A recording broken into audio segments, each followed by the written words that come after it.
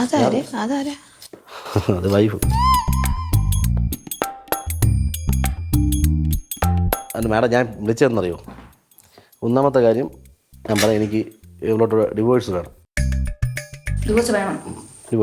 2, ഈ വീട് സ്ഥലവും എൻ്റെ പേരിലായിരുന്നു. എൻ്റെ അവളെയും പേരിലായിരുന്നു. ഈ അച്ഛൻ എഴുതി വെച്ചതാണ് കല്യാണ സമയത്ത്. ഇപ്പം അവൾ എഴുതയില്ല, എന്നെ നോക്കേയില്ല, ആകെ പ്രശ്നം തന്നെ മോളെ.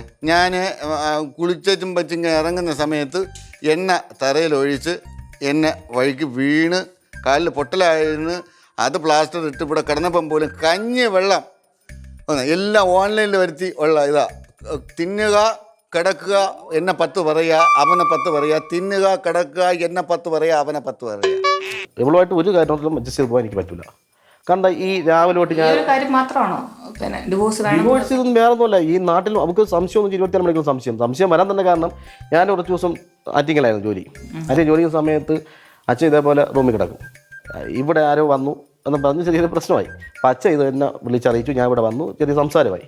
അതിൻ്റെ പിറ്റേ ദിവസം ഞാൻ പോയി. അതിൻ്റെ പിറ്റേ ദിവസം അച്ഛൻ ഈ വഴുതി വീഴുന്നത് വെച്ചാൽ ഇവിടെ തള്ളിയിട്ടത് അച്ഛൻ. ഞാൻ പറഞ്ഞു കൊടുത്തു, ഇവിടെ വന്ന ആളിൻ്റെ പേര് ആരെന്നോ എനിക്ക് അറിഞ്ഞുകൂടാ, ഇവിടെ ഒരാൾ വന്നു എന്ന് ഞാൻ പറഞ്ഞു കൊടുത്തു. അതിൻ്റെ ദേഷ്യത്തിൽ പിറ്റേ ദിവസം എന്നെ വീഴ്ചു. കൊല്ലിക്കാനായിരുന്നു പ്ലാൻ. അച്ഛനെ കൊല്ലാനുള്ള കൊറേ നേരം കൊണ്ട് ഞാൻ കേട്ടോണ്ടിരിക്കും. ചേച്ചി ഞങ്ങളവിടെ നിൽക്കുമ്പോ ചേച്ചി എങ്ങനെ ചെയ്യുന്നത്? ചേച്ചി നമ്മൾ സംസാരിച്ച് തീർക്കാനല്ലേ ചേച്ചി വന്നേ? ഞാൻ വിളിച്ചിട്ടല്ല നിങ്ങളെ വന്നത്. അയാൾ വിളിച്ചിട്ടാണ് നിങ്ങൾ വന്നത്. അതുകൊണ്ടാണ് ഞാൻ ഒന്നും സംസാരിക്കാതിരുന്നത്.